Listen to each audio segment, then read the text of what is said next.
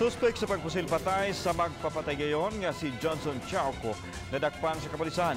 Ang gingong gunman misuway pa og pagpangwarta sa pamilya sa biktima pinagi sa paghatag og impormasyon kung kinsa ang nagpatay sa negosyante. Kini ang gitutukan ni Chona Carion. Okay, ikaw man. Nasikop si Ronald Ramos, 37 anyos, temporaryong nagpuyo sa lungsod sa San Fernando, apan lumad nga taga Aurora, Zamboanga del Sur. Si Ramos may gitudlong mipusil patay kang Johnson Chauco niadtong September 12 gawas sa iyang opisina sa barangay Kabangkalan, Mandawi City. Positibo sab siyang gitudlo sa saksi nga may mipusil patay sa biktima. Nasayran nga misway pa og pagtawag sa pamilya ang suspect aron mangwarta bugti sa impormasyon nga iyang ihatag kung kinsay nagpusil kang Chauco.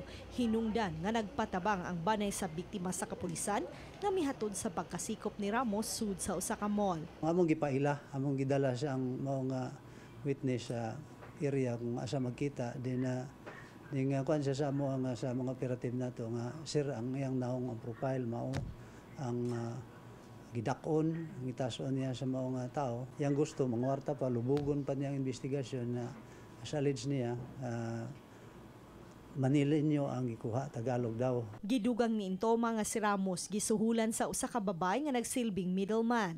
200,000 ang ikasabutang bayad apan 10,000 pesos ra ang nabayad ngadto sa gunman.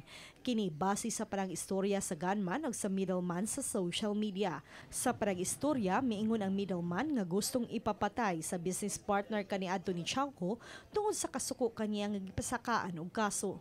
There was an offer to kill the victim, Johnson Chauco. Then nag-feed pa sa iya ang tanan nga picture sa balay ni Mr. Johnson Chauco, picture sa opisina, sa mga karsada nga wherein asa siya dapita mag-agian.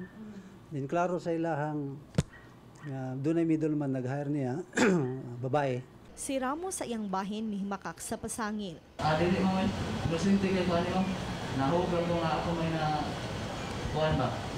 Tungod sa mga nakita sa akong sikod. Tutukan karon sa kapulisan ang pagdakop sa middleman o sa mastermind sa mong krimen. Chona Carion, Balitang Bisdak.